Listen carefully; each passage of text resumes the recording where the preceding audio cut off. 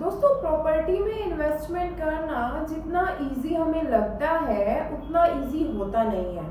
Profit कमाने के purpose से रियल एस्टेट में पैसा लगाते समय लोगों से अक्सर कुछ कॉमन मिस्टेक्स होती हैं और इन छोटी छोटी गलतियों की वजह से उन्हें उनका मनचाहा रिटर्न नहीं मिल पाता। कई मामलों में तो प्रॉफिट की बजाय लॉस तक उठाना पड़ जाता है।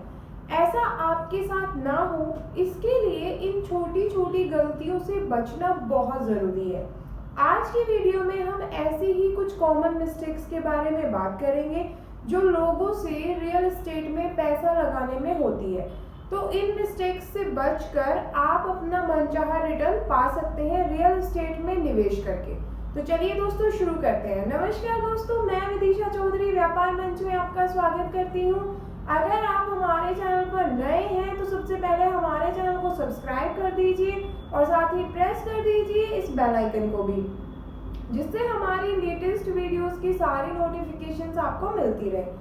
दोस्तों, भारत में हर साल बड़ी संख्या में लोग प्रॉपर्टी खरीदते और बेचते हैं और यही रीजन है कि रियल एस्टेट सेक्टर भारतीय अर्थव्यवस्था और इसकी जीडीपी में बहुत अहम रोल रखता है, एक बड़ा कंट्रीब्यूशन देता है। लेकिन प्रॉपर्टी खरीदते वक्त कुछ बातों का ध्यान रखना बहुत जरूरी है। जल्दबाजी या लापरवाही में पैसा आपका डूब भी सकता है या फिर आपके पास अफसोस करने के अलावा कुछ भी ना बचे। किसी भी प्रॉपर्टी को खरीदते समय कुछ बातें ध्यान में रखनी बहुत जरूरी है।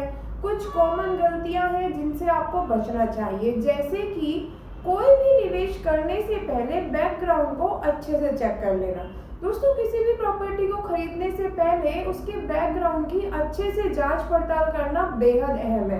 बैकग्राउंड चेक में प्रॉपर्टी की लोकेशन, बिल्डर के बारे में जांच और ये शामिल होना चाहिए कि प्रॉपर्टी सभी कानूनी जो मापदंड है उनको पूरा करती है या नहीं। जो अन्य फैक्टर्स चेक करने चाहिए उनमें डिलीवरी टाइम और कॉस्टिंग आते हैं। अच्छी प्रॉपर्टी खरीदने के लिए समय देना पड़ता है। प्राइस और लोकेशन के अलावा खरीदारी में स्पेस को भी ध्यान में रखना चाहिए। क्या एरिया का इंफ्रास्ट्रक्चर सुधरेगा? प्रॉपर्टी पर कोई मुकदमेबाजी तो नहीं है या कोई अन्य कानूनी अड़चन का सामना तो आपको नहीं करना पड़ेगा? इन सभी सवालों के जवाब ढूंढने के बाद ही आप अपनी इन्वेस्टमेंट प्लान कीजिए। दूसरा जो आता है इम्पोर्टेंट फैक्ट, वो आता है कि महंगी प्रॉपर्टी से शुरुआत नहीं करनी चाहिए। पहली बार प्रॉपर्टी खरीदने वालों को पहली बार में महंगी प्रॉपर्टी की डील नहीं करनी चाहिए। इसकी वजह ये है कि महंगी प्रॉपर्टी में कुछ हिडन कॉस्ट होती हैं और कुछ कॉम्प्लिकेशंस भी होती हैं जो लॉन्ग टाइम में आपको ट्रबल क्रिएट कर सकती हैं। इसीलिए बेहतर है कि शुरुआत में ऐसी प्रॉपर्टी सिलेक्ट करें जो लोअर से मिड रेंज प्राइस ब्रैकेट में आती हो।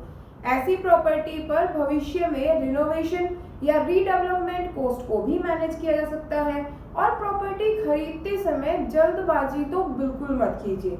खरीदारी का कोई भी फैसला करने से कम 10 प्रॉपर्टीज को चेक कीजिए।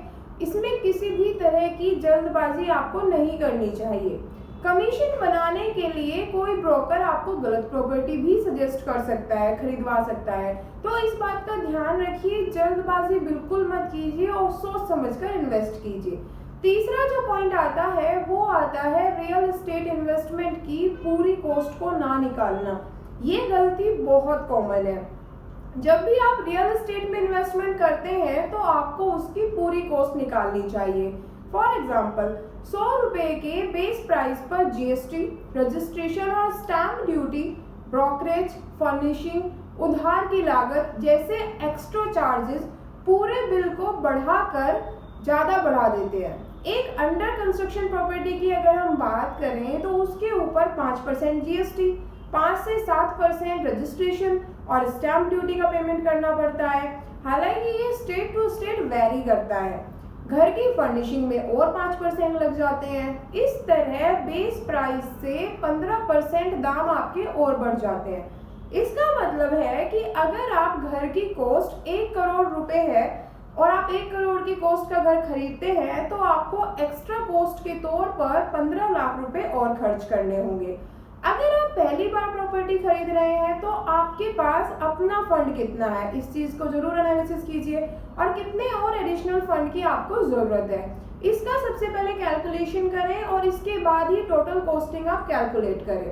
अगला जो आता है इम्पोर्टेंट मिस्टेक, वो है अपना क्रेडिट स्कोर ना जानना। अगर आप प्रॉपर्टी खरीदने के लिए लोन चाहते हैं, मतलब आपके पास अपना पैसा है साथ साथ आपको लोन भी चाहिए, तो आपके क्रेडिट हिस्ट्री की जांच करना बेहद अहम है।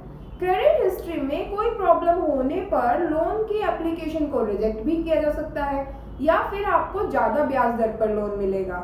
लोन का सबसे अच्छा ऑफर अक्सर 750 या इससे ज्यादा क्रेडिट स्कोर वालों को किया जाता है। उन्हें सबसे कम दरों पर इंटरेस्ट रेट मिलता है। लिहाजा लोन का आवेदन करने से पहले अपने क्रेडिट स्कोर को ऑनलाइन जरूर देख लीजिए, इसमें कुछ ही मिनट लगते हैं और तभी आप अपनी प्लानिंग स्टार्ट कीजिए।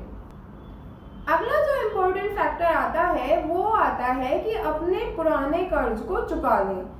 दोस्तों, इस फैक्ट को अक्सर बहुत लोग नजरअंदाज कर देते हैं, लेकिन नई प्रॉपर्टी में इन्वेस्टमेंट करने से पहले आपको अपने पुराने कर्ज का स्टेटस रिव्यू करना बहुत जरूरी है। इंसान को अपने निवेश पोर्टफोलियो में कर्ज नहीं रखने चाहिए, इसलिए जरूरी है कि रियल एस्टेट में पैसे लगाने से पहले आप अपने पुराने सभी कर्ज जैसे student loan, medical loan, home loan या कोई भी लोन अगर आपके पास है वो सब क्लियर कर दें और तभी इन्वेस्टमेंट स्टार्ट करें। अगले जो इम्पोर्टेंट आता है वो है बाकी के जो निवेश ऑप्शंस हैं उनसे कंपैरिजन ना करना। ये सबसे कॉमन मिस्टेक्स है जो हम लोग करते हैं। दोस्तों, अगर केवल इन्वेस्टमेंट के तौर पर आप प्रॉपर्टी खरीदने के बारे में सोच रहे हैं तो म्यूचुअल फंड, स्मॉल सेविंग्स या इक्विटी जैसे फाइनेंशियल इंस्ट्रूमेंट्स बहुत सस्ते ऑप्शंस हैं। रियल एस्टेट में जहां मेंटेनेंस कॉस्ट ज़्यादा है, प्रॉपर्टी टैक्स भी देना पड़ता है, वहीं अन्य इंस्ट्रूमेंट्स में इन्वेस्टमेंट को मेंटेन करने का खर्च बहुत मामूली होता है। जैसे म्यूचुअल फंड के मामले में एक्सपेंस रेशो और शेयरों के मामले में मामूली सी डीमेट फीस, ब्रोकरेज एक्सेट्रा का पेमेंट करना पड़ता है। पैसों की जरूरत आने पर फाइनेंशियल इन्वेस्टमेंट को आप थोड़ा थोड़ा करके भुना सकते हैं। वहीं प्रॉपर्टी के साथ तो ऐसी कोई फैसिलिटी नहीं है, जब भी आपको सेल करनी है तो पूरी ही सेल करनी है। तो आप अपने इन्वेस्टमेंट के पर्पस का एक बार अच्छे से एनालिसिस कीजिए और फिर देखिए कि इन्वेस्टमेंट के लिए कौन सा ऑप्शन आपके लिए बेहतर है। क्या रियल एस्टेट में इन्वेस्टमेंट करना आपके लिए फिजिबल है, तभी अपनी इन्वेस्टमेंट स्टार्ट कीजिए। तो दोस्तों, ये हमने आपको बताई कुछ ऐसी कॉमन मिस्टेक्स जिन्हें अवॉइड करके आप अपने निवेश से बढ़िया प्रॉफिट कमा सकते हैं। दोस्तों, उम्मीद करते हैं कि आपको हमारी आज की वीडियो अच्छी लगी होगी, तो इस वीडियो को ज़्यादा से ज़्यादा लाइक कर दीजिए, अपने दोस्तों के साथ भी शेयर कर दीजिए। एंड हाँ, अगर आपने अभी तक हमारे चैनल को सब्सक्राइब नहीं किया है तो जल्दी से सब्सक्राइब कर दीजिए। Thank you.